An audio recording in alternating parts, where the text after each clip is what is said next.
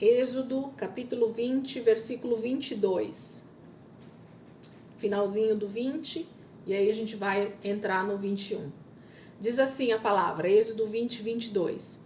O Senhor disse a Moisés, diga o seguinte aos israelitas, vocês viram por vocês mesmos que do céu lhes falei, não façam ídolos de prata nem de ouro para me representarem.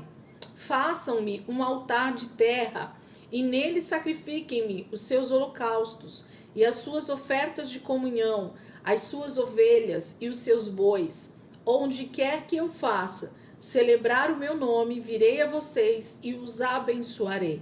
Se me fizerem um altar de pedras, não o façam com pedras lavradas, porque o uso de ferramentas o profanaria.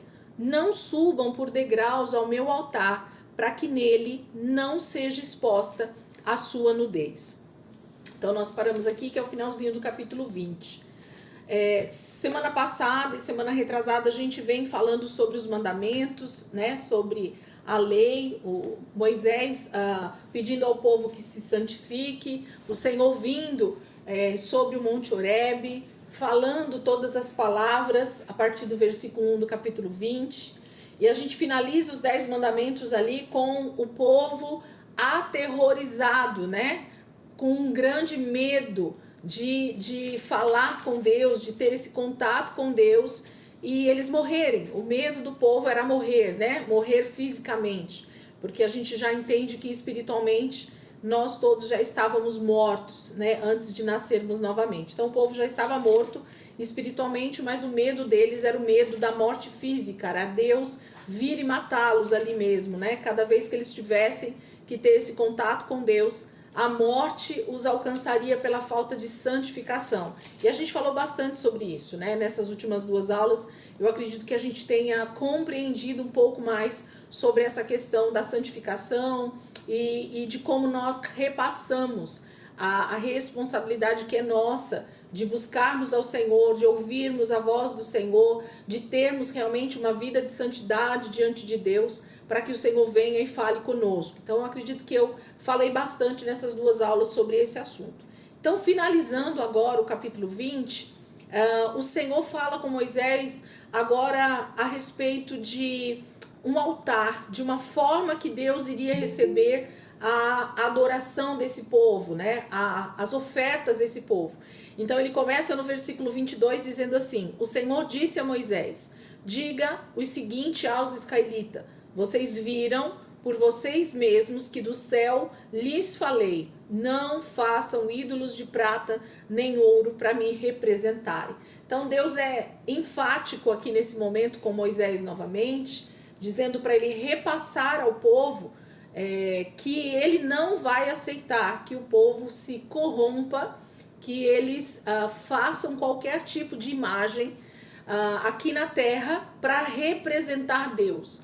Então nada que eu faça pode representar Deus, nenhuma figura, seja ela humana, seja ela de animais, seja ela de astros, seja ela qualquer imagem que eu faça ou que o povo de Israel fizesse, poderia ser uma representação de Deus. E Deus está falando isso porque já era muito comum essa questão de se fazer ídolos, né? Nós sabemos o quanto o Egito já era uma potência nesse sentido de idolatria a muitos deuses. Nós vimos lá com as 10 pragas.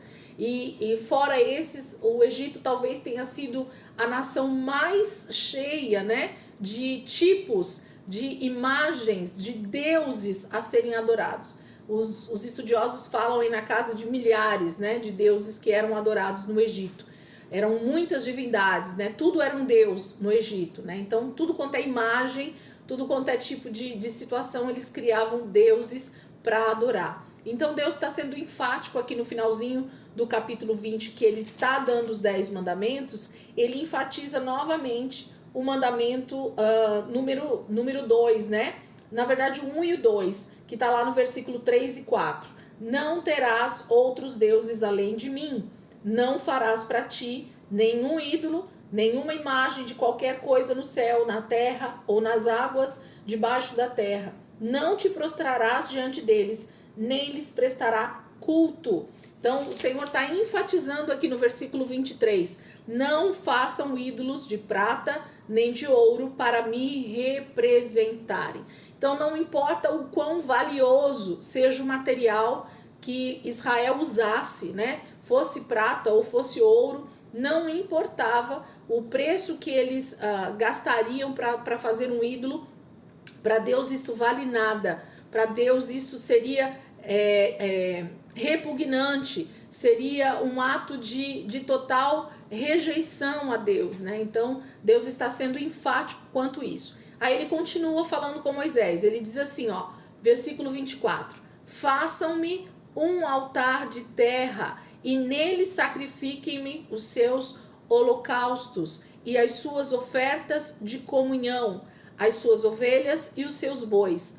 Onde quer que eu faça celebrar o meu nome, virei a vocês e os abençoarei. Então Deus está dando uma forma de ser adorado pelo seu povo, por Israel, que é a forma que ele vai receber, é a forma que ele vai se deixar ser adorado, é a forma que ele vai receber a adoração do seu povo. Então ele está falando de um altar de terra. Primeiro ele vai falar sobre esse altar de terra. Então não poderia ser um altar de pedras. Nós já vamos falar sobre isso. Deus fala assim: façam-me um altar de terra e nele sacrifiquem os seus holocaustos e as suas ofertas de comunhão.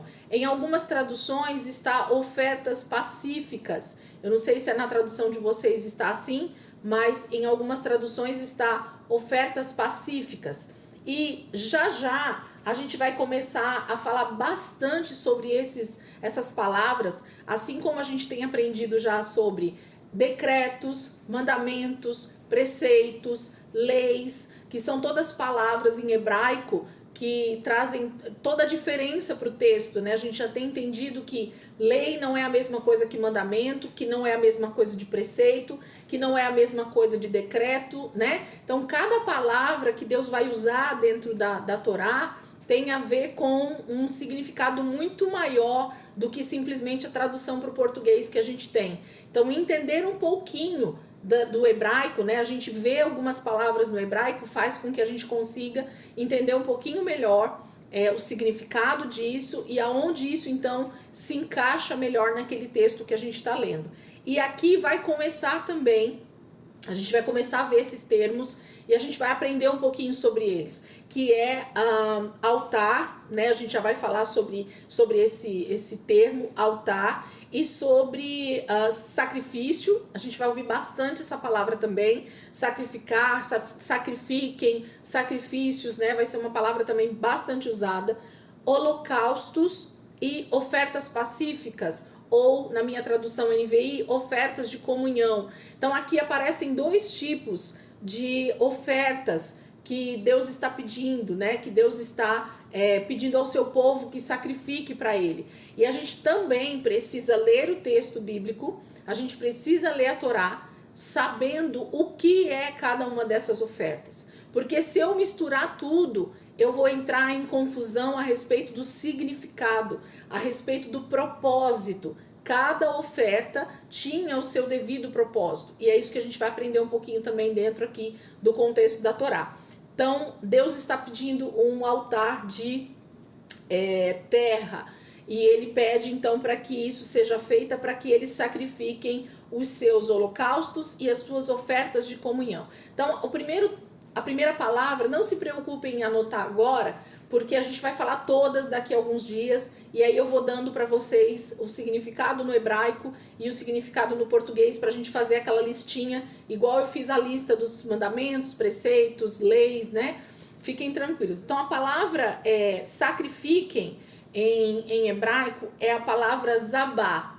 Então é Z-A-B-A-C-H, zabá, que significa abater, matar, sacrificar, imolar para o sacrifício. A palavra imolar também tem a ver com matar para sacrificar, tá bom? Então, a palavra imolar também tem a ver com essa morte para o sacrifício. É algo que eu mato para sacrificar a algo, a alguém, né? Então, Deus está pedindo um sacrifício, um zabá, que é abater, matar, sacrificar, imolar para o sacrifício. Então, isso que significa a palavra sacrifiquem aqui, né? Ou sacrifício. É a palavra zabá no hebraico. E a palavra altar, ela é uma palavra que deriva, o hebraico deriva da raiz de altar, né? Sacrifício e altar são duas palavras que uma vem da outra no hebraico. Então, a palavra altar ou a palavra sacrifício vem da mesma raiz hebraica. Então, altar é mitzbeah ou mitzbe. Não sei como é que eles falam, né? Como é que eles pronunciam. Mas é M-I-Z, B de bola, E de elefante, A-C-H. Mitzbe, ok? É a palavra altar, que é a raiz da palavra sacrifício, que é zabá. Então, é como se fosse uma palavra derivando da outra, ok? Então, a gente tem duas palavras que são muito próximas na sua origem no hebraico, ok? Então, essa palavra altar e sacrifício a gente vai ouvir bastante aqui no Pentateuco, né, nos 5 primeiros livros, porque tem a ver com essa essência do sacrifício, de entender por que Deus estava requerendo, né, do seu povo Israel o sacrifício. A gente vai entender. Outra palavra que está aparecendo nesse versículo que a gente acabou de ler é holocausto e as ofertas pacíficas, né? Ou ofertas de comunhão, que é a mesma coisa. Então, a palavra holocaustos no hebraico é a palavra olá, né? Igual a gente escreve olá, olá, tudo bem, né? A palavra olá, só que no final tem o H. Então, é a palavra olá em hebraico e significa oferta queimada, subir, escada, degraus. Então, toda vez que aparecem essas palavras aqui na Bíblia, geralmente está ligado a essa palavra no hebraico, a palavra olá, que é essa palavra do hebraico que sai holocaustos, que a gente traduz para o português como holocausto. Então, holocausto vai ser sempre uma oferta queimada. A gente vai entender isso, tá? E a palavra, então, que a gente vai ver um pouquinho mais na frente, é a palavra subir, né? Que ele fala para não subir escadas. Aqui a gente já vai ver no finalzinho do versículo desse capítulo, vai falar sobre não subir escadas, né? E a palavra subir, então, deriva, né, dessa palavra holocaustos, que é a palavra Alá.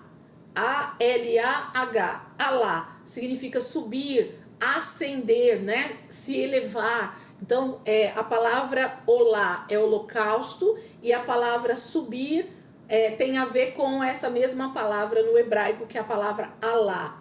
Então, eu escrevo tudo isso aí para vocês, depois fiquem tranquilos, só ouçam e a gente vai entender um pouquinho mais esse texto. A palavra oferta pacífica no hebraico é a palavra shelem, tá? Então, é a palavra shelem, que significa retribuição, sacrifício por aliança, amizade, sacrifício voluntário de agradecimento. Então, a oferta de holocausto, ela é uma oferta queimada. Ela vai ser sempre uma oferta que vai ser extremamente queimada, inteira, né? Ela vai ser queimada inteiramente. A gente vai entender um pouquinho isso lá na frente.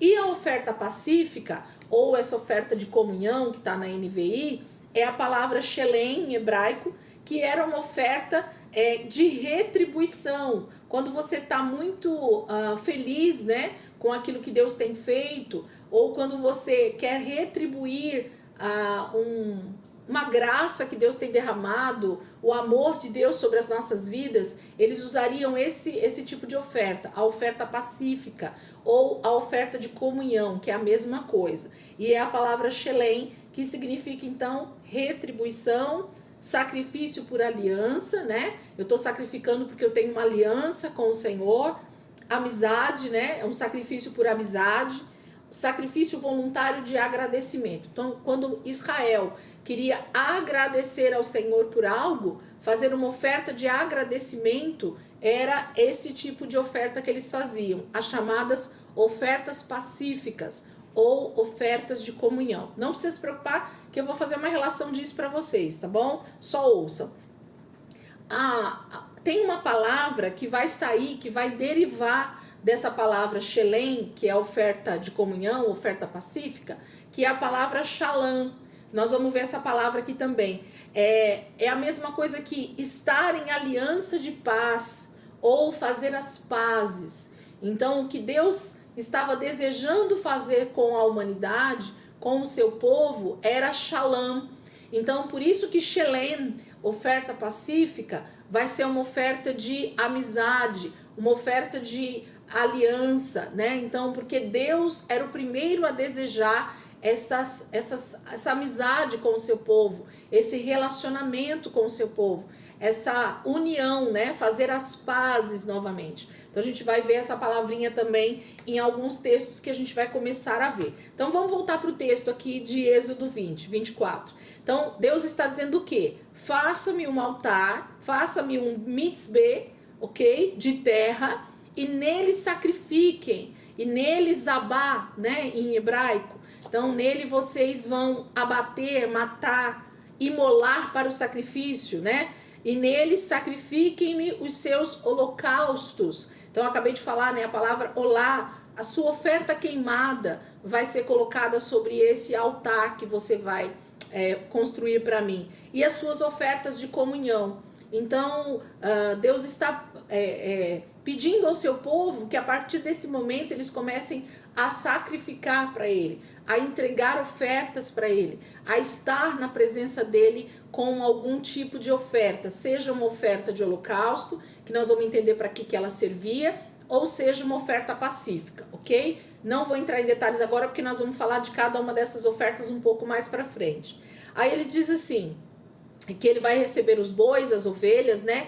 Onde quer, a parte B do versículo 24, onde quer que eu faça celebrar o meu nome, virei a vocês e os abençoarei. O que Deus está dizendo aqui para o seu povo é assim, gente, aonde Deus disser que Ele vai habitar, que Ele vai estar, que eles podem ofertar, fazer sacrifícios para Ele, Ele vai ouvir. Ele vai estar ali para celebrar junto com o seu povo.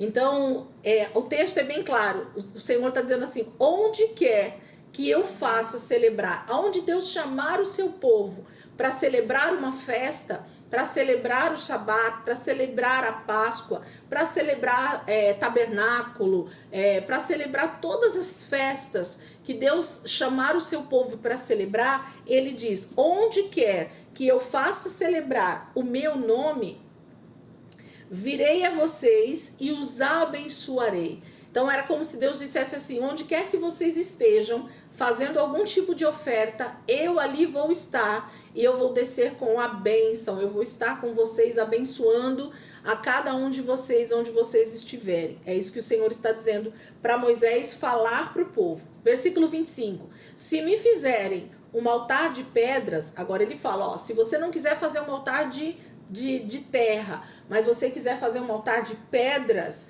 você até pode, mas como que você pode fazer? Ele diz, não façam com pedras lavradas. O que significa pedras lavradas? Ele explica, porque o uso de ferramentas o profanaria. Então, Deus, de maneira alguma, iria aceitar de Israel, em qualquer momento, tá, gente? Não é só agora, não. Isso aqui é quase que um decreto perpétuo, né? A palavra não está dizendo isso, mas é isso que Deus está dizendo. Jamais Israel poderia fazer um altar de pedras que tivesse sido trabalhado com algum tipo de ferramenta. O que quer dizer isso? Sabe quando a gente pega uma pedra bruta e você então passa ela por algum tipo de ferramenta para ela ficar lisinha, para ela ficar sem pontas, para ela ficar quadradinha, para ela ficar retinha.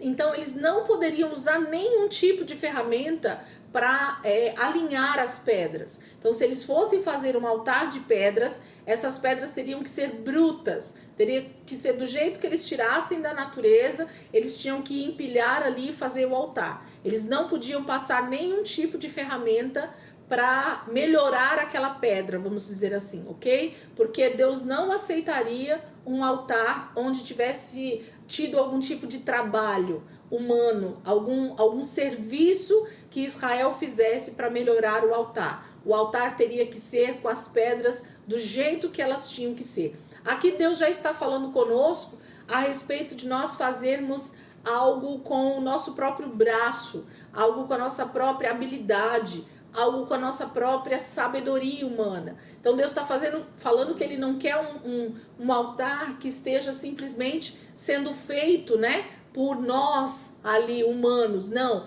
Deus quer algo que já esteja pronto na natureza, né? Deus quer que o homem não participe ativamente com outros tipos de ferramentas, né, que não sejam as suas próprias mãos, na verdade. Para construir o altar, a gente, né, trabalha com as mãos, mas não poderia ter nenhum tipo de ferramenta para ser colocada nessas pedras. Então, pedra lavrada, nem pensar. Aí Deus continua, e é o último versículo do capítulo 20, fechando esse texto sobre os 10 mandamentos e sobre essa questão dos sacrifícios. Olha o que ele diz no 26. Não subam por degraus ao meu altar, para que nele não seja exposta a sua nudez.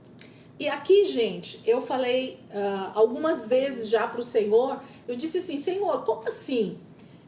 Por que o sacerdote, por que Israel não poderia subir escadas para chegar até o altar, né? Se o altar fosse mais alto, por que eles não poderiam subir escadas? Por que o Senhor diz, não subam por degraus ao meu altar, para que nele não seja exposta a sua nudez? Que nudez é essa que Israel, que o sacerdote ou que os homens de Israel estariam expondo, que o Senhor não quer que eles façam isso, é proibido, né? Então a gente se questiona em alguns textos, e para quem está comigo há mais tempo sabe que às vezes eu falo assim, tem textos na Bíblia que a gente vai ler e você não vai entender, e você vai passar por aquela leitura e vamos seguir e vamos caminhando até que o Espírito Santo possa nos trazer então o entendimento sobre isso. E eu venho já há algum tempo, não é de hoje não, fazendo perguntas para o Senhor a respeito desse texto.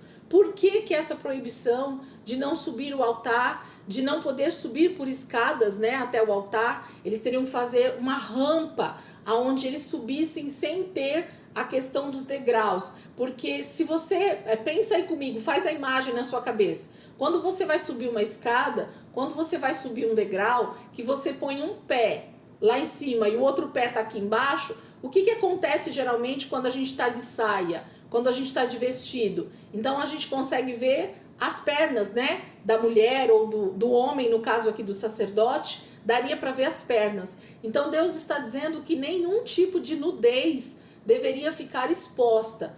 E aí a gente se pergunta, a gente fala, nossa Deus, mas é um pedaço da perna que estaria exposto, né? É só um pedacinho da perna do sacerdote ou das pessoas que estivessem subindo ali no altar é que estaria exposto. E Deus está dizendo terminantemente que não é para subir por degraus e não é para a nudez ficar exposta. E aí a gente precisa entender, então, lembra a questão do medo? A gente precisa então entender por que Deus está falando essa palavra nudez, ok? Por que Deus está falando que nenhuma nudez deveria estar exposta? E aqui a gente já começa a entender o porquê da roupa do sacerdote. Por que a tribo de Levi vai ter uma roupa específica para atuar no tabernáculo? A gente já vai começar a entender um pouquinho essa questão aqui. O Espírito Santo me levou a prestar atenção nesses detalhes para que a gente pudesse entender um pouquinho melhor essa questão do que Deus está falando com o seu povo, fechando esse texto. A palavra nudez, nesse versículo 26, no hebraico, é a palavra ervá ou erva, qualquer coisa assim, E-R-V-A-H, ervá ou erva, qualquer coisa assim. Que significa o quê?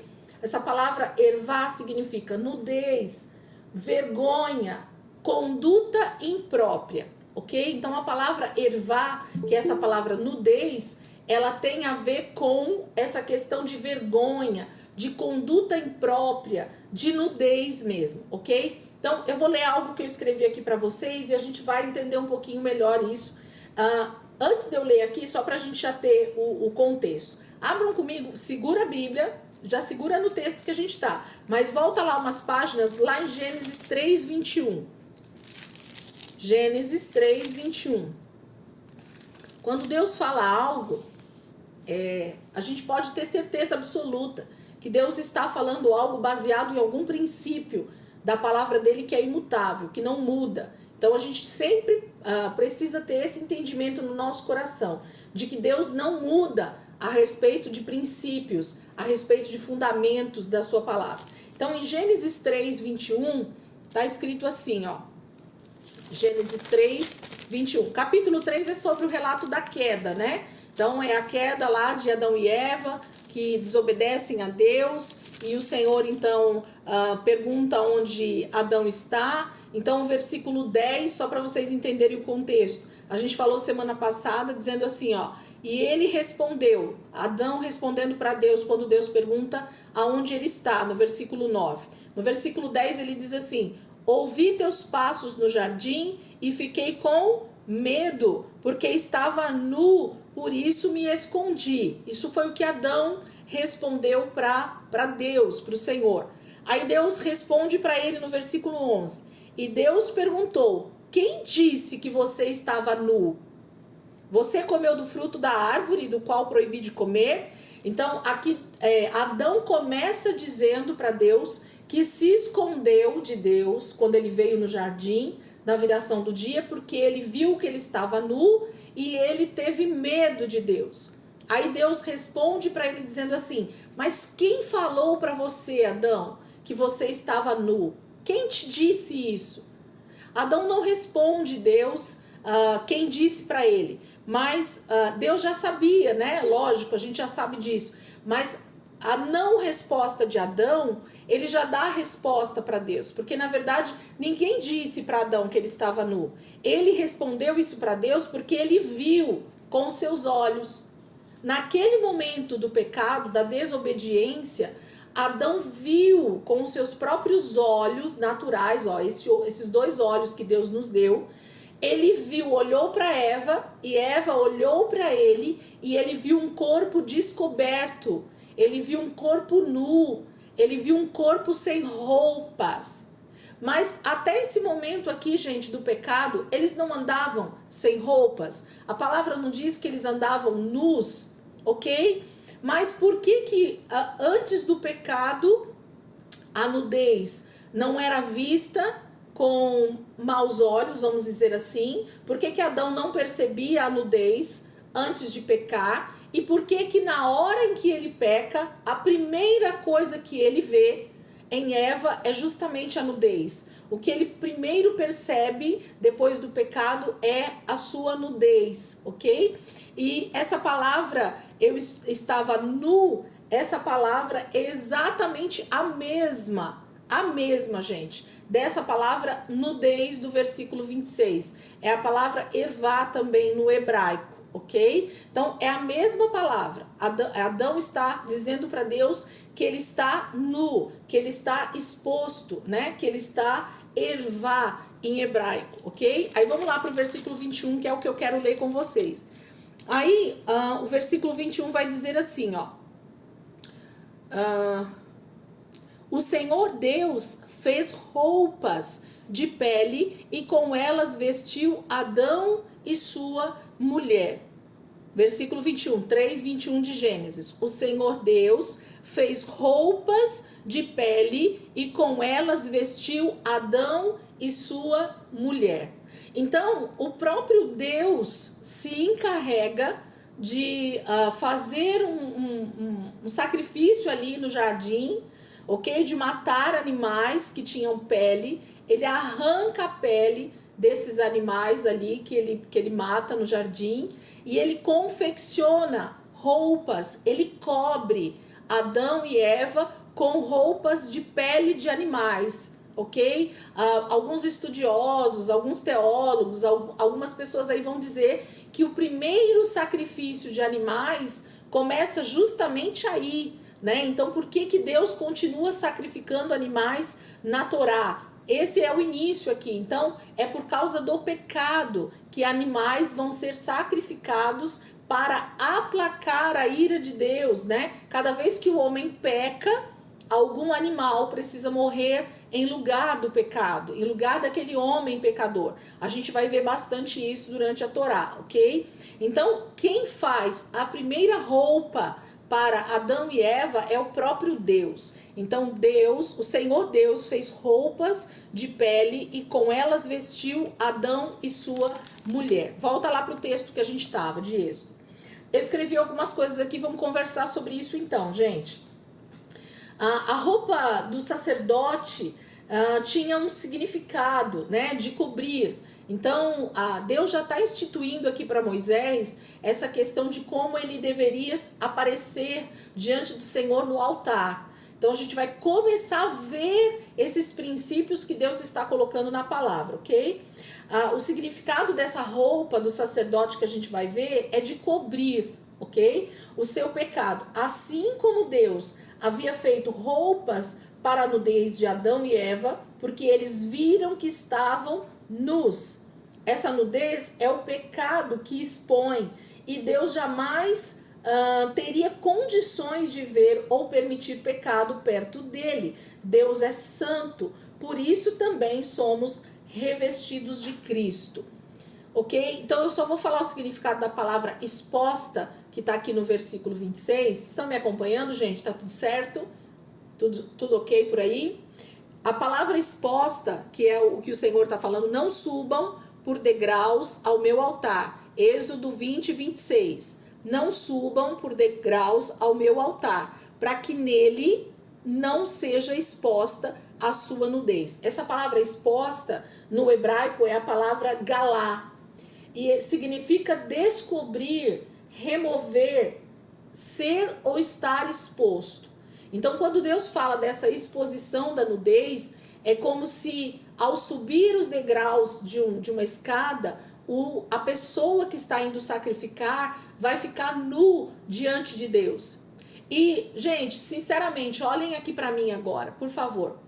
Vocês realmente acham que Deus tem algum problema em nos ver pelados? Em nos ver nus? Deus tem algum problema com isso? O que vocês acham? Quando você está tomando banho, Deus está te vendo? Tá, ok? Então, Deus não tem problema nenhum em nos ver nus, ok? Ele nos criou exatamente como nós somos, o nosso corpo sem roupa, ok? Mas por que Deus está dizendo então que a nudez é proibido diante do altar dele? Por que para sacrificar Israel não poderia estar exposto? Por que a nudez de Israel não poderia estar exposta? Ok? Então, tudo tem a ver exatamente com o texto de Gênesis 3. Porque a nudez ali de Gênesis 3 que Adão viu não é a nudez da falta de roupa, simplesmente. Ok? Aqui está uma chave de entendimento poderosa para nós. Aqui está, talvez, o entendimento sobre uma coisa extremamente importante dentro da palavra de Deus. O pecado, gente, o pecado nos deixa com uma... O pecado nos expõe diante de Deus. E quando nós somos expostos diante de Deus, quando essa nudez é exposta, a nudez que é o pecado, Deus não tem como olhar para nós com essa nudez. Deus não pode olhar para o ser humano no pecado, porque se Deus olhar para nós com o pecado que nós cometemos, com o pecado que nós temos, o que a gente leu em alguns versículos aqui atrás? Olhem lá comigo no versículo, deixa eu pegar aqui.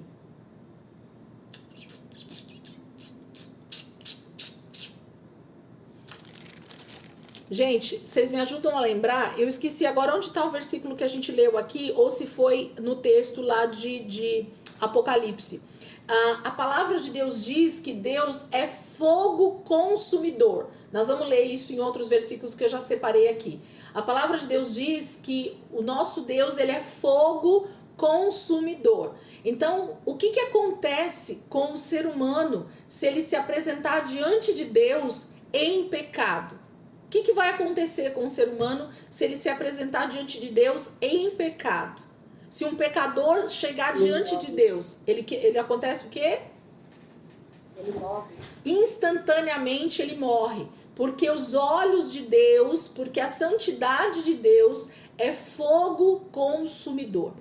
Ok? Então, agora a gente começa a juntar as peças e a entender por que Deus está dizendo que eles não deveriam subir até o altar de Deus com a sua nudez exposta. Deus não está falando de uma nudez simplesmente física, mas o sacerdote ou qualquer um de Israel precisava ter o temor de estar vestido corretamente. O que significa essa roupa que eles estariam vestidos, gente? Era uma roupa bonita? Era uma roupa pomposa? Não, era a roupa que traria santificação para eles diante de Deus. Quem está falando? Quem abriu? Aninha? No versículo 20 fala. Versículo 20, fala isso, Ana? Sobre Ele fala, como que tá aí na tua Bíblia? Porque o meu tá assim, Moisés disse ao povo, não tenham medo, Deus veio prová-los para que o temor de Deus esteja em vocês e os livre de pecar. Como que tá na sua tradução? É isso aí também. É, né? É um outro texto que ele termina com Deus é fogo consumidor. Eu já vou ler para vocês que eu devo ter anotado aqui. Alguém? Tá bom. Tá? Fica segura aí. Então, a questão de subir o altar, gente, a questão dessa nudez que não poderia estar exposta, tem a ver com uma vida de pecado ou uma vida de santidade. Então, como Israel não tinha ainda a morte de Cristo para poder santificá-los, para poder cobri-los com o sangue de Jesus, eles teriam que estar vestidos com uma roupa que Deus ia estipular para eles, e essa roupa então traria uma cobertura sobre o sacerdote ou sobre qualquer levita que se aproximasse do altar de Deus, para que ele não fosse morto por causa do seu pecado. Então qualquer outra pessoa não autorizada que estivesse em pecado, e todos tinham pecado, né? Então, todas as pessoas tinham pecado, ninguém era santo, né, nesse momento da história, porque ninguém tinha ainda sido salvo pelo sangue de Jesus.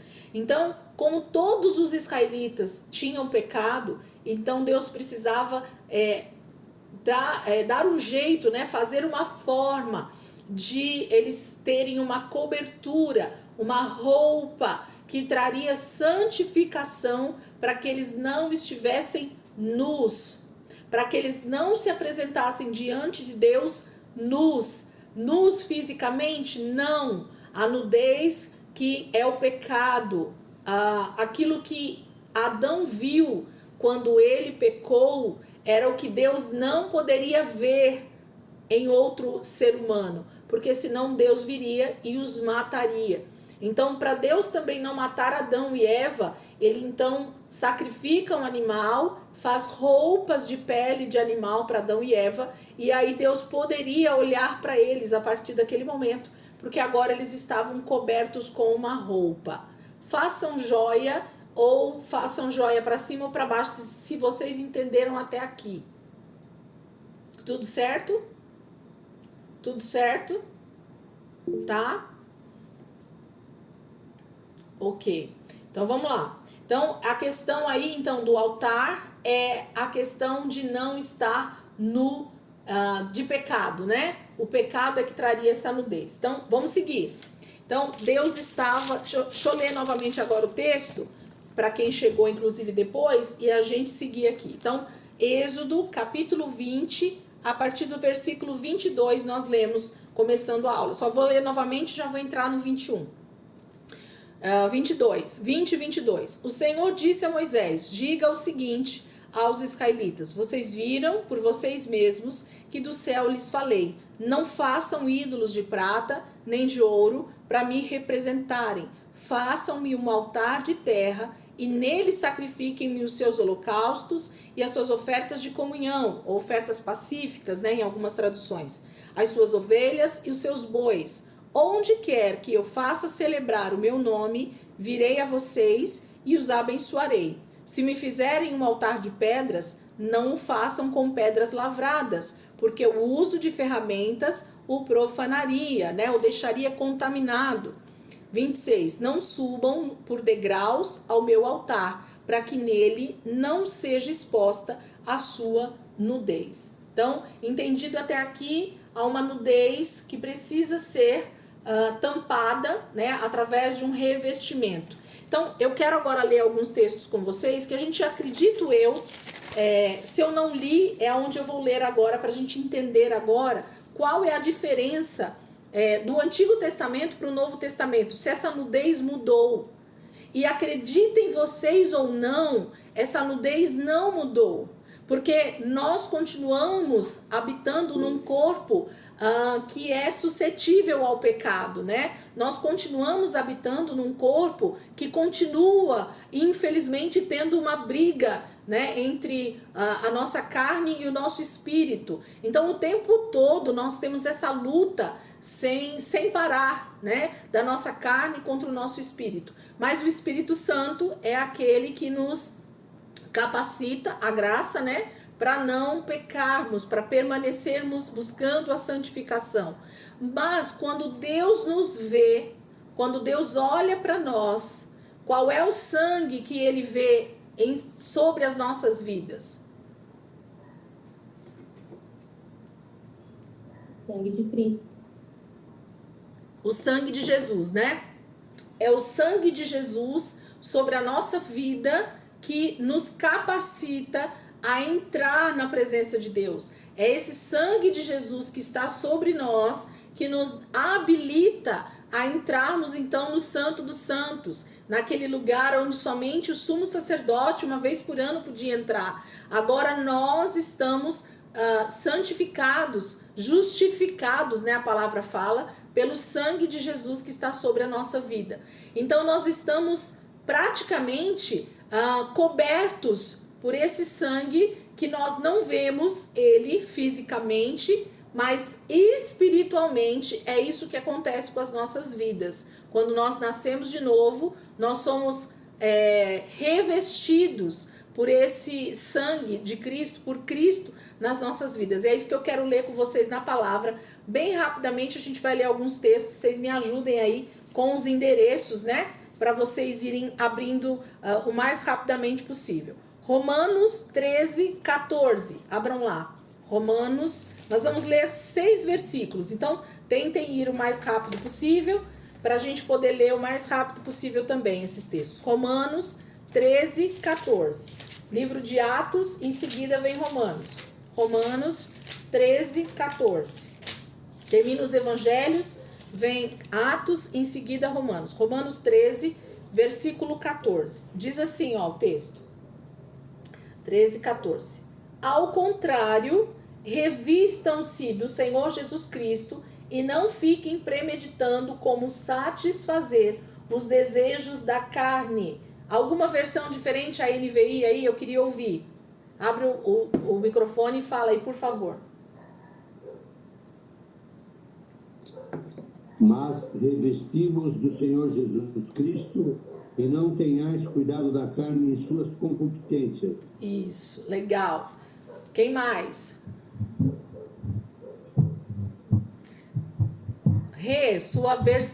Seu celular não tem jeito. Ele fica chiando, a gente não escuta nada. Nada. Não tem como ouvir. Zero. A gente só ouve o chiado. Mais alguém tá com alguma versão aí? Pode ler para nós, por favor? Meu carro. Revistam-se ao Senhor.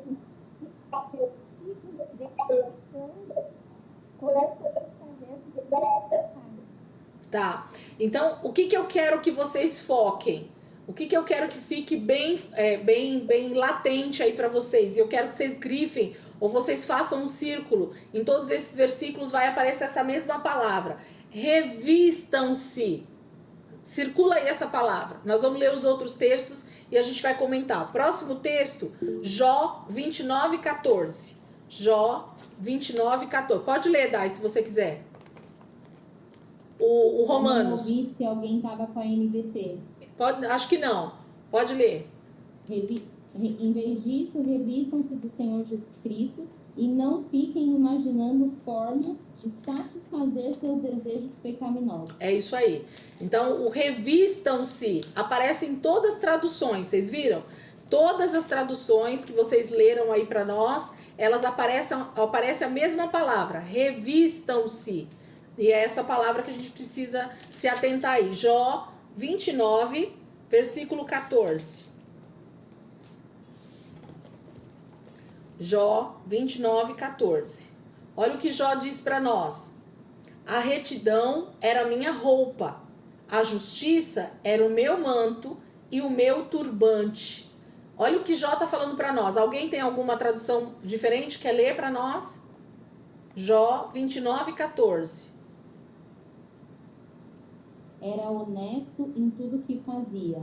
A retidão me cobria como manto e a justiça eu usava como turbante.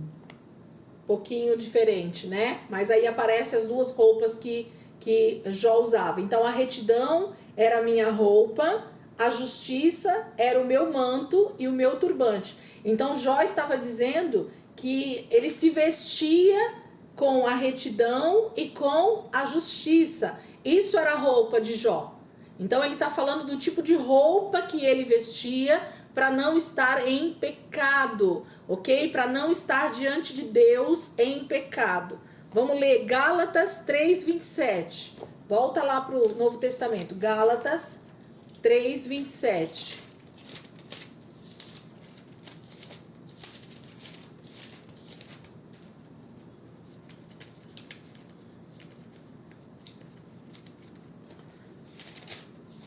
Gálatas 3:27. Acharam? Gálatas 3:27. Diz assim, Gálatas 3:27. Pois os que em Cristo foram batizados, de Cristo se revestiram. Grifa para mim, de Cristo se revestiram. Tradução de vocês está muito diferente? Ou está escrito também de Cristo se revestiram, ok? Então circulem aí. Pois os que em Cristo foram batizados, o que Paulo está dizendo para aqueles que foram batizados em Cristo fazer? De Cristo se revistam, né? Sejam vestidos de Cristo, ok? Vamos pegar, segue algumas páginas aí, Efésios 4:24. Tô muito rápido, gente? Ou tá dando para ir? Muito rápido, Aninha? Efésios 4:24. Se vocês quiserem, depois eu ponho no grupo todos os versículos. Efésios 4:24. Só ir umas 3 páginas aí para frente. Nós estávamos em Gálatas, Efésios 4:24. Olha o que diz Efésios 4:24. A revestir-se do novo homem, criado para ser semelhante a Deus em justiça e em santidade, proveniente da verdade. Volta um pouquinho uns versículos, vamos ler a partir do 22, só para vocês verem o que Paulo está falando, que tremendo. Versículo 22, Efésios 4:22. Quanto à antiga maneira de viver, vocês foram ensinados a fazer o que, gente? A despir-se do velho homem. Então, tira a roupa do velho homem. Então, o velho homem tinha uma roupa, certo? Que se corrompe por desejos enganosos, a serem renovados no modo de pensar. E aí, a revestir-se do novo homem, daquele que nasceu de novo, criado para ser semelhante a Deus em justiça e em santidade, proveniente da verdade. Texto maravilhoso, hein? Tremendo, né? Vamos para Colossenses 3:10. Pode abrir, Dai. Eu vi aqui. Vamos tentar só ler os versículos e eu já fecho. Se fechar, gente, vocês já podem ficar de olho lá que eu já vou abrir a aula de novo, tá? Porque só tem 3 minutos aqui. Colossenses 3:10. Colossenses 3:10. Carolzinha, você que tá pela primeira vez, o Google Meet me dá 1 hora só, tá? E eu tenho que fechar e abrir de novo para ter uma nova aula. Então, a hora que a gente fechar aqui, eu vou mandar outro link lá no grupo. Colossenses 3:10. E em seguida eu já vou ler o 12 também. Colossenses 3:10. Diz assim: e se revestiram do novo, o qual está sendo renovado em conhecimento à imagem do seu Criador. 12 agora. Portanto, como povo escolhido de Deus, santo e amado, revistam-se de profunda compaixão, bondade, humildade, mansidão e paciência. Então, a palavra de Deus, gente, está dizendo para nós que nós precisamos nos despir do velho homem. Então tem uma roupa velha que nós usávamos, que é o pecado, que é a nossa carnalidade. Essa roupa, ela precisa ser tirada de nós. Quando nós nascemos de novo, a gente precisa arrancar essa roupa. E a gente precisa se revestir agora do novo homem, né, de santidade, de retidão. O próprio Jó falava sobre isso. Vamos fechar e eu já fecho esse entendimento com a gente aqui. Voltem rapidinho, tem 13 pessoas, hein? Bora lá.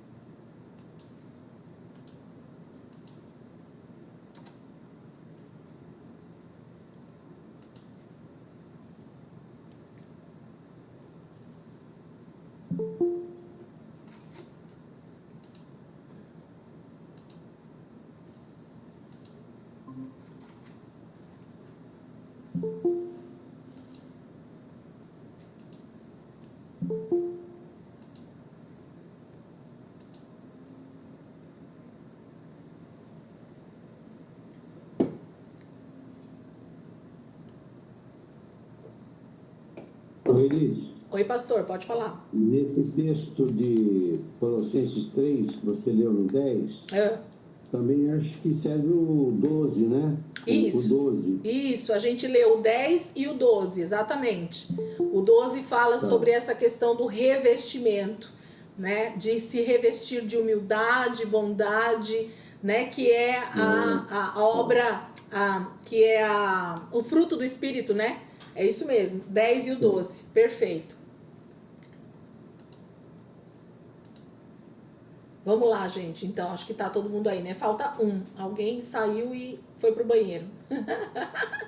Vamos lá. Então, vocês entenderam que o que a palavra de Deus está dizendo para nós, tanto Deus falando aqui com Israel, e aqui é bem o comecinho ainda dessa questão das leis, né? Do que Deus vai instituir para a tribo de Levi, para Arão e seus filhos, né? Como levitas e sacerdotes.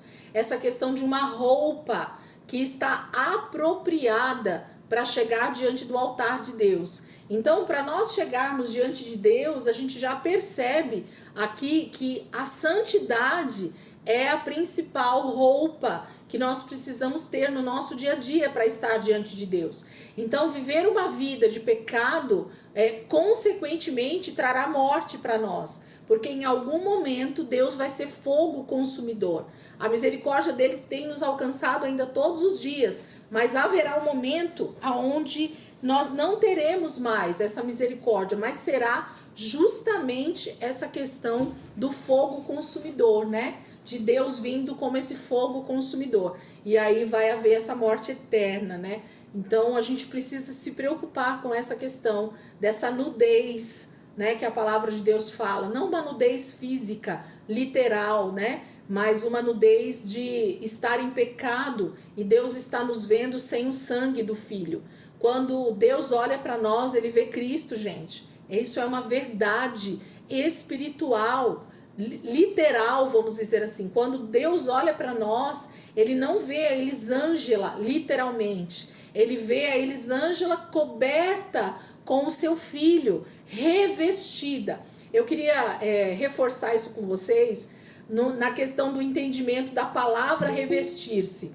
Quando a gente fala para se vestir, falem aí comigo, gente. Quando a gente fala para uma pessoa assim, olha, vai pôr uma roupa, vai se vestir. O que a gente está falando para a pessoa? A gente está falando para a pessoa, ó, você está pelada, você está nua, ou nu, né? Se for um homem ou uma criança, menino, você está nu, vai colocar uma roupa, vai se vestir. Agora, se eu falar para você, você já tá de roupa, e eu falar para você, põe uma roupa por cima da sua roupa, né? Olha, coloca essa túnica em cima da roupa que você tá. Por exemplo, uma pessoa quando vai para formatura, né, da escola, lá da faculdade, do colégio, o que geralmente acontece na formatura? A gente vai com uma roupa bonita, né, com o vestido lá da formatura, e chega lá, eles colocam aquela roupa preta, né, esqueci o nome agora, esqueci. Coloca beca, ó, isso mesmo. Aí eles colocam aquela beca por cima da gente para tirar as fotos, para fazer a colação de grau, né? Então, o que é aquela beca? Aquela beca, ela está revestindo a minha roupa. Ela está indo por cima de uma outra roupa. Então, o que a Bíblia está mandando a gente fazer nos textos que a gente viu no Novo Testamento, vocês percebem que a Bíblia não está mandando a gente se vestir. Está mandando a gente se revestir. Porque a nossa roupa natural desse velho homem aqui já está aqui, ok? Que é o nosso corpo. O nosso corpo de pecado está aqui ainda. Nós não temos um corpo transformado. Mas então Deus está dizendo assim, já que não dá para tirar ainda completamente essa roupa de pecado, então você se revista com Cristo, ok? Então Deus está mandando nós nos revestirmos. Então, além de uma roupa que a gente já tem, mas que ela não é apropriada, lembra, ó, a palavra, deixa eu pegar aqui, eu anotei aqui. A palavra exposta que está ali no texto, ela é a palavra galá em hebraico, que significa descobrir, remover, estar exposto. Então, quando eu não estou debaixo de santidade, eu estou sem esse revestimento. Quando eu não estou diante de uma vida santa, diante de Deus, eu estou exposta diante de Deus. E isso pode trazer consequências muito sérias, espiritualmente falando, ok? Porque eu não estou com uma roupa apropriada diante de Deus. E a roupa apropriada diante de Deus são vestes de santidade. São vestes de justiça. São vestes de Cristo em nós. Eu preciso estar revestida de Cristo. Eu queria muito que vocês depois meditassem nesses textos sobre essa questão do revestimento. Eu vou digitar os textos lá no grupo do estudo e eu queria que vocês durante essa semana pensassem sobre isso, meditassem nesses textos, para que o Espírito Santo complete esse entendimento do quão necessário é que nós estejamos revestidos de Cristo, de quanto a gente entenda que nós naturalmente somos pecadores e sem o sangue de Jesus sobre nós, sem essa vida de santidade que traz essa cobertura de Jesus sobre nós, nós estaríamos mortos, tanto espiritualmente como talvez fisicamente também, porque o nosso Deus, ele é fogo consumidor, ok? Então a gente precisa ter esse entendimento muito claro, ok? Bora lá para o capítulo 21. Vamos seguir o nosso texto. Agora eu vou pegar aqui a outra Bíblia. Vamos lá, capítulo 21, vamos ler? Nós vamos ler o capítulo 21. Lembra que eu falei para vocês que agora a gente vai caminhar com todo o Pentateuco. A gente vai caminhar com Êxodo, Números, Levítico e Deuteronômio. Ai, gente, tem um bichinho aqui no meu computador. É só uma joaninha, mas ela tá, cada hora que ela aparece, ela me dá um susto. Só Jesus na causa. Acho que eu matei ele aqui debaixo do caderno.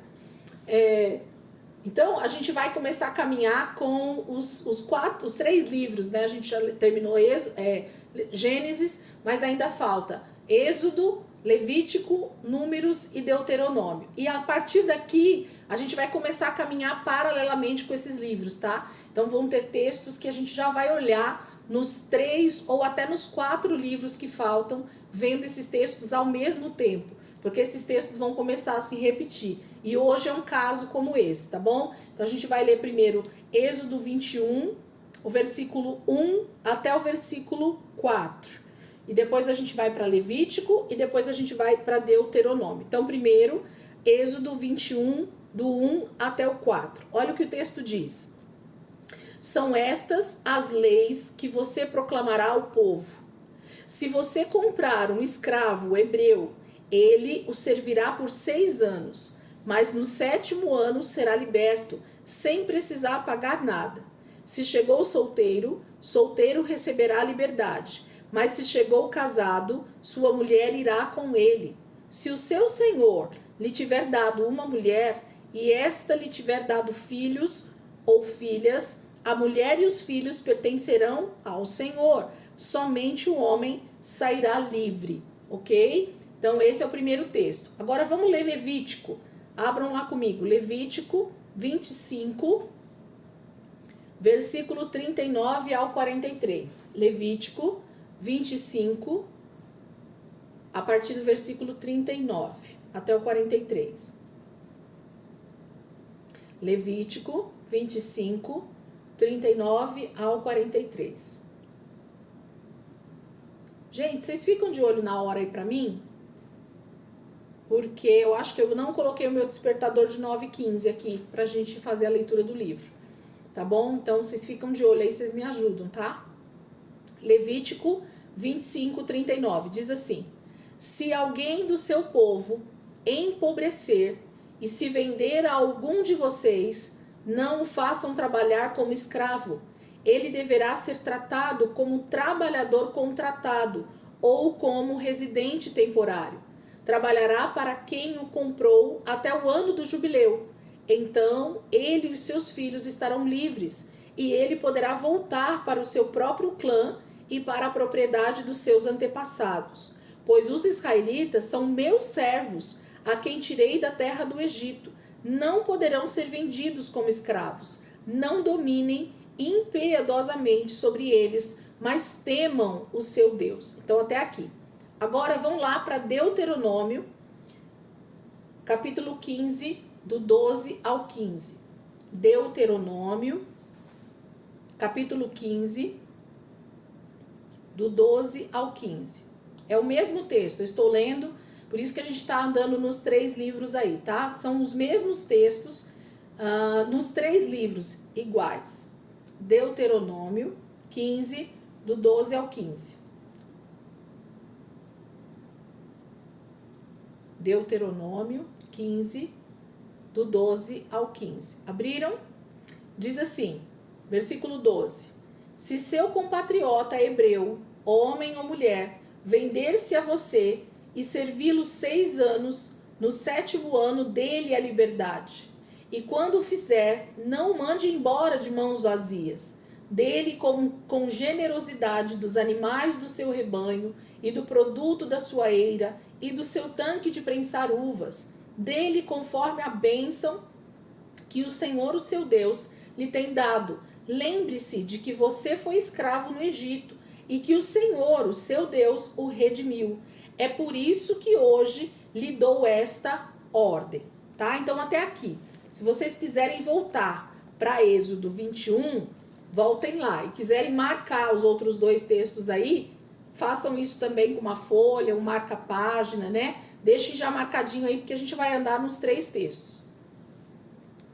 Então, 21:1, o Senhor vai começar a falar agora com Israel, gente. A partir desse momento, no livro de Êxodo e nesses outros livros que a gente vai caminhar, Deus está instituindo algumas regras, algumas leis, alguns decretos, alguns mandamentos, e a gente vai precisar sempre estar atento ao que Deus realmente está pedindo ao seu povo. Nesse caso aqui, essas leis que o versículo 1 está falando de Êxodo 21, não são leis no sentido de mandamentos, né? Igual os 10 mandamentos que a gente leu no capítulo 20. Essas leis aqui que o texto está falando é a palavra mishpat, ok? Que a gente já falou lá atrás. Mishpat quer dizer estatuto. Então pensa comigo igual uma constituição do nosso Brasil, ou como o estatuto da nossa igreja, né? Onde existem algumas regras de convivência, regras para participar daquela igreja, daquela congregação, ok? Então, essa palavra leis aqui que Moisés está usando no Êxodo 21 é a palavra mishpat, que é estatutos, tá? Que significa justiça, julgamento, ordenação. Então, é a forma como os israelitas vão julgar algumas questões. Então, nós vamos começar a ver isso. Então, pensa comigo que o que Deus está dando nesse momento para Israel é justamente uma forma, uma maneira deles lidarem com os irmãos que por algum motivo empobrecerem, ficarem endividados e se venderem como escravos uns aos outros. Abrindo parênteses, e vocês precisam colocar assim bem grande na anotação de vocês ou na Bíblia de vocês, que isso aqui Deus está dando especificamente nesse momento para um povo chamado Israel, ok? Então tudo que Deus está falando aqui, tudo, literalmente tudo, tem a ver com o seu povo Israel. Então Deus não está falando com os edomitas, Deus não está dando essa lei para os egípcios, Deus não está dando essa lei para os descendentes de Esaú, não. Deus está dando essas leis específicas, esse estatuto para Israel. É como se eu dissesse assim, olha, essa regra que a gente está lendo aqui agora só vale para a nossa igreja ICP ou para o nosso estado de São Paulo, ok? Não vai valer para mais ninguém. Então, isso aqui só vai valer para Israel, nesse momento da história aqui com Moisés. Então, é isso que a gente precisa estar pensando aqui na nossa mente sempre que a gente estiver lendo isso. A lei serve para Israel e para mais ninguém, ok? Então, olha o que Deus está dizendo. São estas as leis, ou estes são os estatutos, né? As ordenanças que eu estou dando para vocês. Para você proclamar, Moisés, ao povo. São estas as leis que você proclamará ao povo. É como se Moisés tivesse que realmente fazer uma reunião e então falar todas as regras. Então, a primeira regra que Deus está instituindo é sobre escravo e senhor. Escravo e senhor, ok? E a palavra senhor aí, eu preciso que vocês estejam sempre atentos para perceber do que Deus está falando. Quando a palavra senhor estiver com letra minúscula, Deus está falando de senhor aqui na terra, de patrão, né? De dono de escravos. Então, quando Deus estiver falando o senhor com letra minúscula, Deus está falando sobre donos de escravos. E quando Deus estiver falando Senhor com letra maiúscula, Ele está falando sobre Ele mesmo, ok? Então a gente precisa ter sempre isso em mente também. Quem está falando? Eu não... Alguém falou aí? Não, né? Tá. Então vamos lá. Abaixar todas as mãos. Vamos lá, gente. Então, essa primeira ordenança vai estar uma lei específica sobre escravos e senhores. Então, o que Deus está dizendo para Israel nesse primeiro momento? Vamos voltar lá para 21, versículo 2. Se você comprar um escravo hebreu, então, se você comprar um escravo hebreu se um hebreu, um israelita, comprar um escravo israelita, ok? Se um hebreu comprar outro hebreu como escravo, ok? Deus não está falando sobre outras nações. Grifem isso se precisar ou anotem. Se você comprar um escravo hebreu, ele o servirá por 6 anos. Anotem isso aí, 6 anos. mas no 7º ano será liberto, sem precisar pagar nada. Então, se algum hebreu, algum israelita ficasse endividado, ficasse pobre, né, se ele não tivesse condições de se manter, e ele então se vendesse como escravo, dissesse assim, olha, eu não tenho como me sustentar mais, eu posso ser seu escravo e você me sustenta com alimento e eu trabalho para você com uma moradia, né? Era isso que o escravo acontecia com ele. O Marley quer falar? Pode falar, por favor. 9h15. 9h15? Obrigada. Eu vou terminar só isso aqui então e a gente já vai lá pro livro, tá? Para eu não perder o raciocínio, vamos tentar aqui. Então, o israelita que se vendesse para o seu irmão, ele até poderia, mas quem o comprasse como escravo precisa ir por essa regra aqui. Então, ele teria que seguir essa regra. Qual era a regra? Se você comprar um escravo ou tiver um escravo hebreu, ele só vai poder te servir como escravo durante 6 anos. Então, ele só vai poder trabalhar para você como escravo durante 6 anos. No 7º ano, você deve libertá-lo sem que ele precise pagar nada. Ele pode ir embora se ele quiser, ele não te deve mais nada. É isso que Deus está falando. Aí ele diz no versículo 3, se chegou solteiro, solteiro receberá liberdade. Então tem uma regra aqui. Se esse escravo chegou solteiro, se ele não era casado, se ele não chegou com a esposa e os filhos, então solteiro no 7º ano ele também vai ser liberto. Mas se chegou casado, sua mulher irá com ele. Então a regra está sendo clara. Da mesma forma que esse israelita chegar, que esse hebreu chegar como escravo para você, é a forma como você vai libertá-lo no final. Então, se ele se vendesse casado, se ele se vendesse solteiro, era dessa forma que no 7º ano ele deveria ser liberto. Só que existe uma outra opção, uma outra regra. Versículo 4. Se o seu senhor, quem é o senhor aqui, gente? O dono do escravo, certo? Se esse hebreu, que tem esse escravo hebreu, se o seu senhor lhe tiver dado uma mulher, esta lhe tiver dado filhos ou filhas, a mulher e os filhos pertencerão ao senhor, mas o homem sairá livre.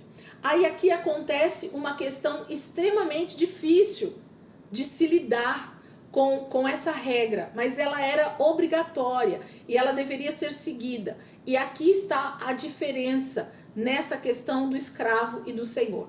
Quando a palavra está dizendo que se o seu senhor, se a pessoa que está sendo ali dono desse escravo, deu uma esposa para ele se casar, e por causa da regra de Levítico, a gente vai entender que esse senhor aqui, esse dono desse escravo, se ele der a sua própria filha, ou se ele der alguma mulher da sua casa como esposa para esse outro hebreu, e ele então tiver filhos e filhas, a esposa e os filhos pertencem àquela casa, pertencem àquele senhor, pertencem àquela pessoa, ok? Porque aquele homem não chegou solteiro como escravo, então ele deve ser liberto sozinho também.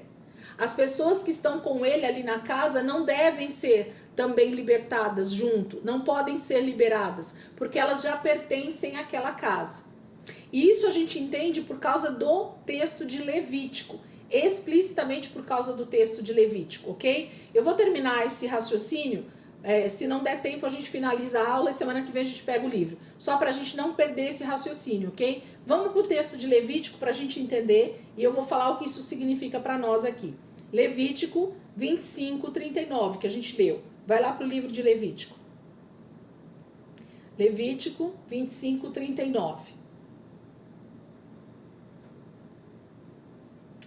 Se alguém do seu povo empobrecer e se vender a algum de vocês, não o façam trabalhar como escravo. Então, o Senhor está dizendo assim, se alguém se tornar pobre e se vender para vocês como escravo, quiser trabalhar para vocês por moradia e por comida, vocês vão se tornar senhor dessa pessoa, mas o Senhor põe uma regra muito clara aqui para isso. O que vocês vão fazer? se ele se vender, ele deverá, versículo 40, ele deverá ser tratado como um trabalhador contratado ou como um residente temporário. Trabalhará para quem o comprou até o ano do jubileu. Aqui o Senhor está dizendo claramente para os israelitas, para os hebreus, para o povo de Deus, que eles até poderiam ajudar o seu irmão que ficou pobre, tomando ele como escravo, recebendo ele na sua casa, ok? Para sua família, como escravo, mas ele não poderia ser tratado como um escravo comum. Nós vamos entender essa outra regra depois. A regra aqui é de israelita para israelita. Israelita senhor para israelita escravo, ok? Ele não poderia ser tratado como escravo. Por quê? Porque o Senhor termina em Deuteronômio falando que ele é o Senhor sobre todo Israel. Todo Israel pertence ao Senhor. O Senhor com letra maiúscula é Senhor sobre todo o povo de Israel. Entendido até aqui? Façam joia. Deu para entender?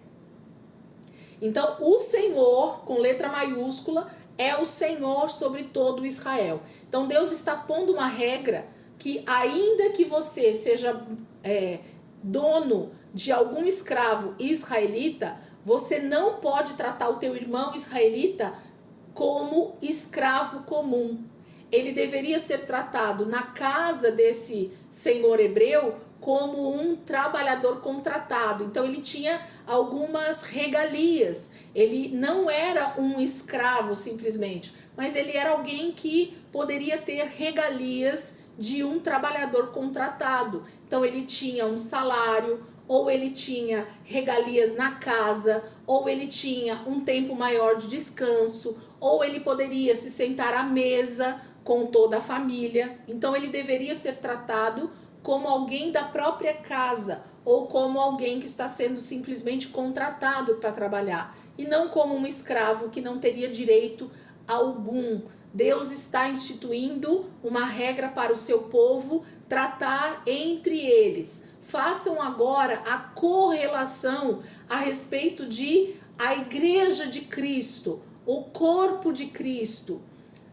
A palavra de Deus diz que diante de Deus somos todos iguais, porque Ele é o nosso Senhor e Salvador, ok? Então, diante de Deus não tem nenhum ser humano na face da terra que tenha nascido de novo que seja maior do que o outro.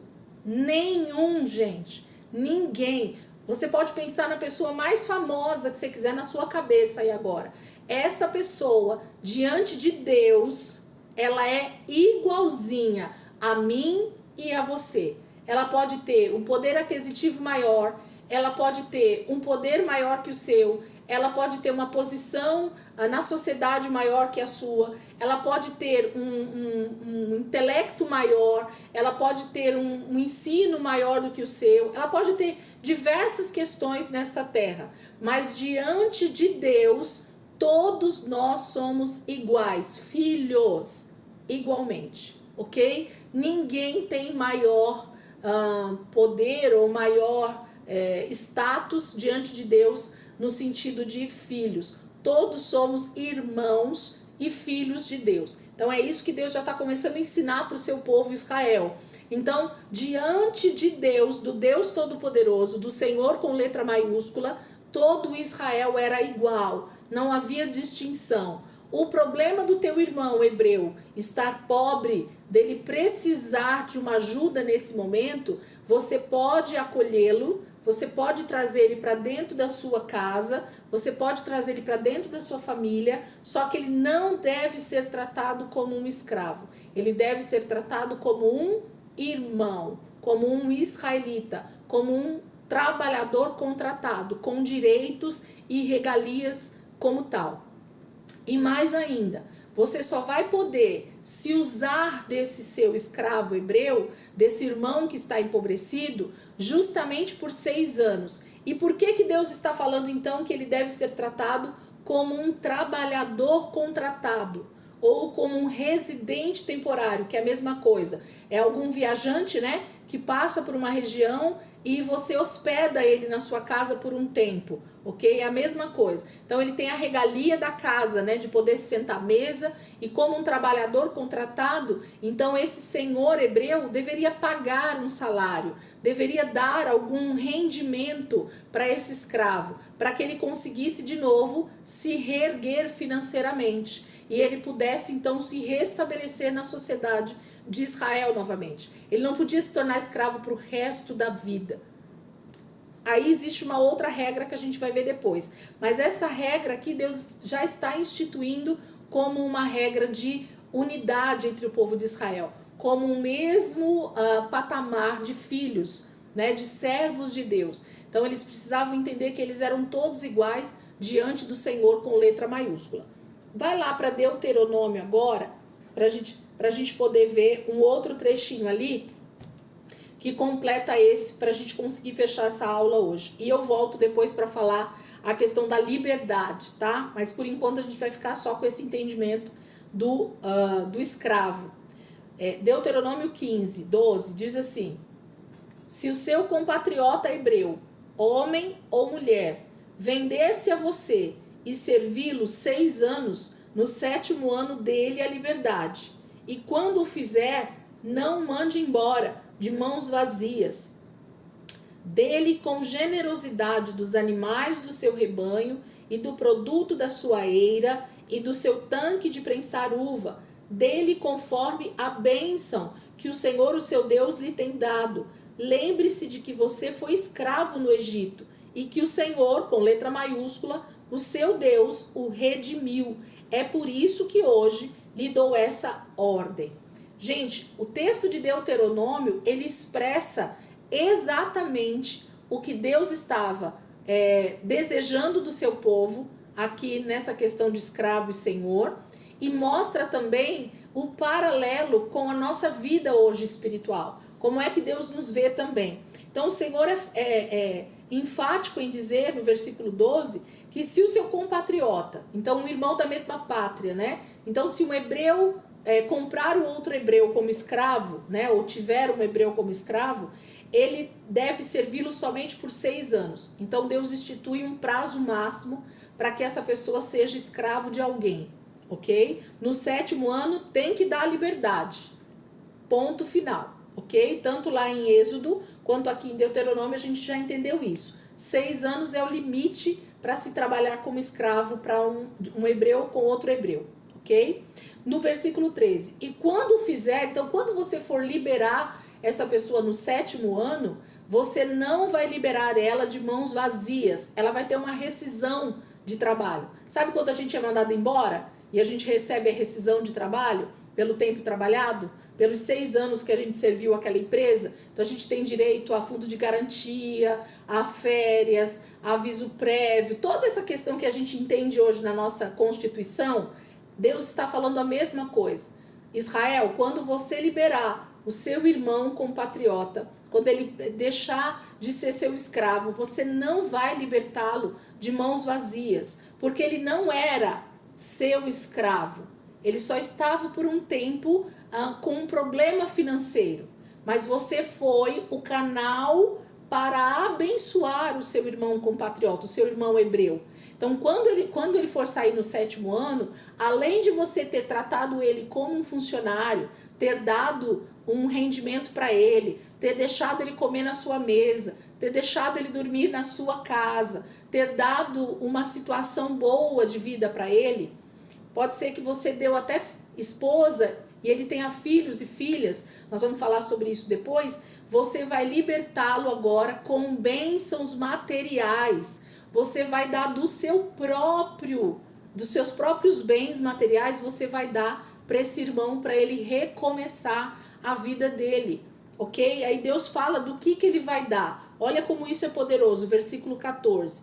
Dele com generosidade. Então não é para dar de qualquer jeito, é para dar com generosidade. Dos animais do seu rebanho, então é para você dar uma quantidade boa de rebanho para esse seu irmão. Do produto da eira fala de trigo, tá, gente? Então você vai dar uma boa quantidade de trigo para o teu irmão. E além disso, você vai dar do tanque de prensar uvas, você vai dar vinho para esse irmão, ok? Então, olha as 3 coisas que o Senhor está dizendo que esse hebreu deveria dar ao seu irmão hebreu quando ele fosse liberto, quando ele fosse livre no 7º ano para recomeçar a vida dele. Ele daria rebanhos, trigo e uva. Isso te remete para alguma coisa, gente? Esses 3 elementos? Quem quer falar? O que nós lembramos com esses 3 elementos aqui? Rebanho, uva e trigo. Algo a ver com a ceia? A ceia do Senhor, né? O cordeiro é o próprio Cristo e nós temos então aí vinho e pão. Então Deus está dizendo que quando nós nos tornamos livres, nós temos acesso a uma herança, nós temos acesso ainda a uma oferta generosa por parte daquele que está nos libertando. Ele não nos liberta para nós continuarmos pobres, ele não nos liberta para nos liberar de qualquer maneira, mas nós temos uma herança com o Senhor. Gente, fica de olho na hora aí, eu tô sem despertador aqui, hein? Senão nós vamos até 11 horas da noite. Que horas são? 9h30. Então vou só fechar o escravo e a gente volta falando sobre a liberdade. Então entende que Deus está falando para Israel, para o seu povo, de que um escravo hebreu, ele jamais deveria ser liberto no 7º ano de mãos vazias. Aí o texto diz no versículo 15, por que Deus está dizendo isso, para eles fazerem isso? Israel, lembra uma coisa, ó, versículo 15. Lembre-se de que você foi escravo no Egito e que o Senhor, com letra maiúscula, o seu Deus, o redimiu e por isso que lhe dou essa ordem. Então, por que eles tinham que seguir esse estatuto, essa regra? Porque o primeiro a ser liberto de forma generosa, com riquezas, para começar uma vida nova, recebendo o cordeiro, a uva e o trigo, foi Israel. Eles celebram a Páscoa quando eles são libertos, eles recebem muitas riquezas quando eles saem do Egito e o Senhor os dá generosamente uma vida nova, não para começar na pobreza, mas já para começar debaixo de muita bênção na vida deles. Então, Deus está só dizendo assim, da mesma forma, vocês precisam estar sempre se lembrando, da mesma forma que vocês eram escravos, como é que vocês queriam ser tratados? Qual a forma correta de se tratar um irmão, alguém que é igual a você? No Egito, trataram vocês como vocês deveriam ser tratados? Não, não trataram. Então, eu gostaria que vocês se lembrassem disso. Eu, o seu Senhor, com letra maiúscula, tenho tratado vocês não como escravos, mas como filhos. Né? Deus vai o tempo inteiro enfatizar isso para Israel, para eles nunca se esquecerem de onde eles foram tirados. Ok, queridos? Tá bom? A gente vai voltar falando agora a questão da redenção. Quem viu o videozinho que eu mandei, dá uma olhada de novo, depois desse texto que a gente leu hoje. Olha lá aquele videozinho que eu mandei semana passada sobre a redenção. A gente vai entender o que é esse redimiu, essa redenção, para entender essa liberdade desse escravo, por que Deus está dando essa regra e por que isso precisa ser lembrado na Torá o tempo inteiro. Por que Israel vai precisar se lembrar da redenção o tempo inteiro. E isso é um princípio imutável da palavra de Deus para nós hoje também. Nada mudou, a coisa continua sendo a mesma coisa. Nós também éramos escravos do diabo, de Faraó, nós também fomos libertos sem nenhum tipo de pagamento. Quem pagou a dívida pela nossa liberdade foi Jesus, ele nos redimiu. Então a gente precisa entender o que é ser redimido, o que é ter a redenção. Tá bom? A gente vai entender melhor isso semana que vem e aí a gente para um pouquinho para ler o livro ali, para continuar nosso livro, tá bom? Gente, vamos orar para a gente terminar? Esses textos, eles ao mesmo tempo que são fáceis, eles são complicadinhos para a gente ir falando e trazendo entendimento. Quem quer orar aí por nós? Vamos ver. E aí, Cíntia, consegue? Vamos ver se dessa vez você fica menos nervosa. Cíntia, consegue orar por nós? Ou não? Barulho? Tá. Soninha, ora por nós então. Por favor, consegue?